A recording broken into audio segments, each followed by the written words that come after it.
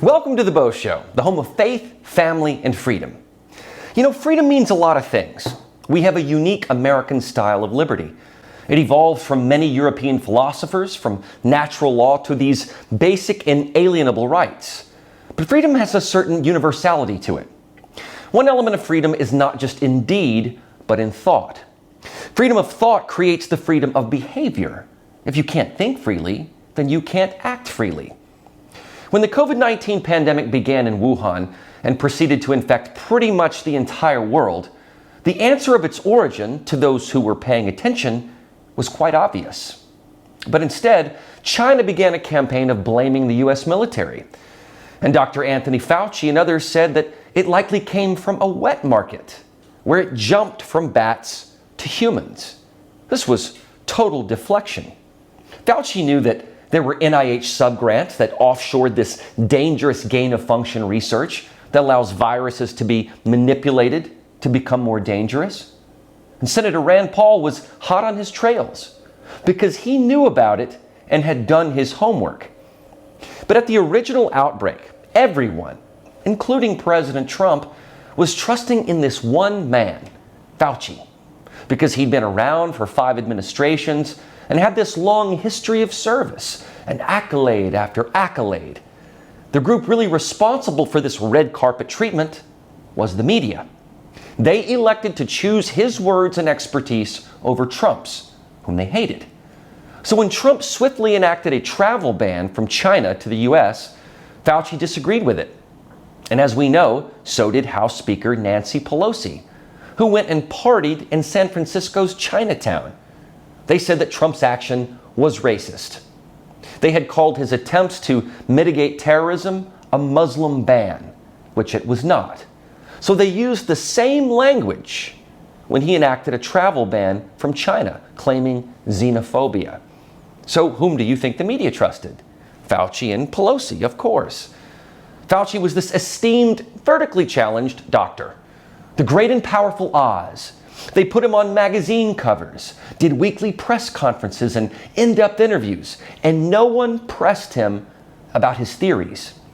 Social media did such an incredible job of censoring Mickey Willis's documentary Plandemic that the media was able to totally disregard any notion of a theory other than Fauci's narrative.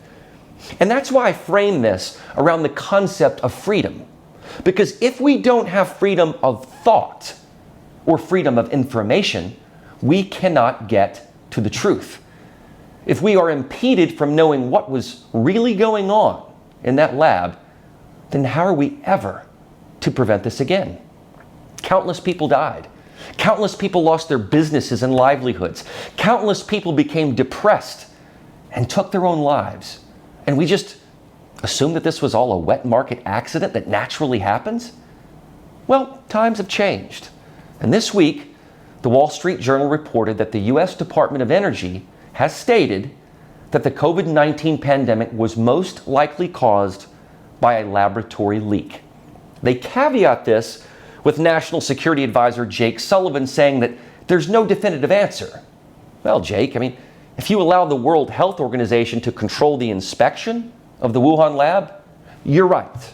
You won't get a definitive answer because they're never going to let you have that answer. The WHO's investigation was inconclusive. I wonder why. Could it be that Dr. Tedros is just a pawn of the Chinese Communist Party? Now I'll circle back to Biden's idiotic transfer of power to the WHO in just a bit. So the Energy Department's new conclusions are found in an updated classified report from the office of Avril Haines, the Director of National Intelligence, which was recently provided to the White House and some members of Congress, according to the Wall Street Journal. The department, which oversees many U.S. laboratories, came to its conclusion based on new intelligence, but deemed its level of confidence in its judgment as low. People who read the report told the Journal. The FBI also determined in 2021 with moderate confidence that the virus came from a lab leak. But the agency came to its conclusion for different reasons than the Energy Department, U.S. officials told the Journal. Other federal agencies disagree. 4 agencies have reportedly determined with low confidence that the virus was transmitted naturally through animals, and 2 others, including the CIA, remain undecided between the 2 origin theories. The Energy Department told Forbes it, quote, continues to support the thorough, careful, and objective work of our intelligence professionals in investigating the origins of COVID-19, as the president directed, but would not comment on specifics to the journal. Jake Sullivan told CNN, quote, some elements of the intelligence community have reached conclusions on one side, some on the other. A number of them have said they just don't have enough information to be sure. President Biden has directed repeatedly every element of our intelligence community to put effort and resources behind getting to the bottom of this question. But right now, there is not a definitive answer that has emerged from the intelligence community on this question, unquote. It's interesting to me that the various agencies in our government disagree on the origins of COVID. The FBI is moderately confident it was a lab leak, and the CIA remains undecided. People with knowledge of the report claim that the Department of Energy's findings do not believe that the lab leak was part of a Chinese biological weapons program. But to that point, I want to bring something to your attention that refutes this. U.S. officials allegedly obtained leaked papers which were written by military scientists and senior Chinese public health officials in 2015 as part of their own investigation into the origins of COVID-19. Chinese scientists describe SARS coronaviruses, of which COVID is one example, as presenting a, quote, new era of genetic weapons, unquote. They reportedly boasted the viruses could be artificially manipulated into an emerging human disease virus and then weaponized and unleashed in a way never seen before. The document lists some of China's top public health figures among the authors and has been revealed in an upcoming book on the origins of COVID titled What Really Happened in Wuhan. Peter Jennings, the executive director of the Australian Strategic Policy Institute, told an outlet that the document is as close to a smoking gun as we've got. Jennings also said, quote, I think this is significant because it clearly shows that Chinese scientists were thinking about military application for different strains of the coronavirus and thinking about how it could be deployed. It begins to firm up the possibility that what we have here is the accidental release of a pathogen for military use. If this was a case of transmission from a wet market, it would be in China's interest to cooperate. We've had the opposite of that, unquote. So you see why China and the WHO cannot be trusted to investigate this. If it's just a wet market, well, they should welcome the investigation. But no, they don't want anyone snooping around. Whether or not this virus leaked out accidentally or accidentally on purpose, as they say, the origin seems quite clear. The real issue will now be to what extent this was the result of a directed Chinese military campaign or program. These leaked 2015 papers seem to indicate a fantasy, if not an actual directed program. It shouldn't surprise any of us one bit. So it's interesting to me that the Energy Department is concluding that the pandemic was not part of a bioweapons program. How do they know this if the WHO's probe is suspicious?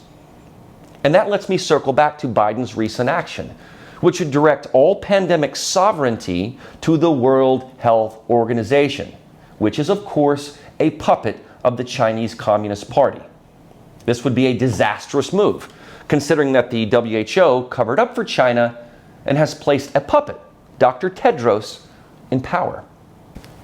Trump removed the U.S. from the WHO's sovereignty, and now Biden wants to restore it.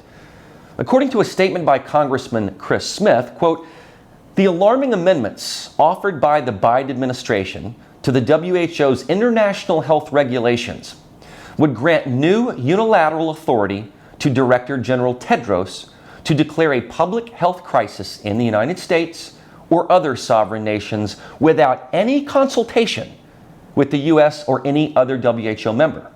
Specifically, the Biden amendment would strike the current regulation that requires the WHO to consult with an attempt to obtain verification from the state party in whose territory the event is allegedly occurring in, ceding the United States' ability to declare and respond to an infectious disease outbreak within the United States, dependent on the judgment of a corrupt and complicit UN bureaucracy.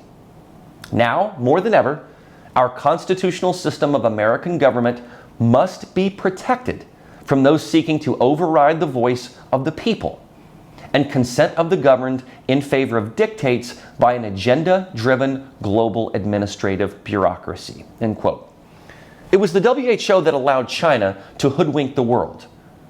Why is there no investigation by the WHO into these authentic leaked documents from 2015 about a viral bioweapon, which is authored by top-level Chinese scientists?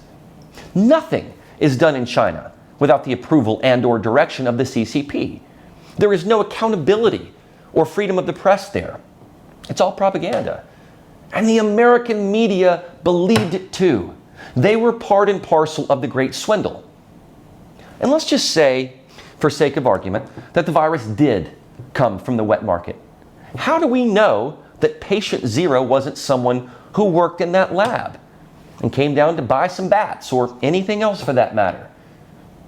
If you watch the fictitious HBO series The Last of Us, it depicts a pandemic that occurs from a fungus that infects people and turns them into killers. Kind of a Walking Dead concept. But the pathologists have no idea who the first infected person was and why the fungus began infecting people, since that was really abnormal. Up to this point in the series, they haven't explained that. But there are a lot of real-world similarities in the show and what we went through, especially a global paramilitary bureaucracy that creates quarantine zones with rigid lockdowns. In the show, they are called Fedra. Seems a little too close to home, right? Keep watching at epochtv.com/The Beau Show.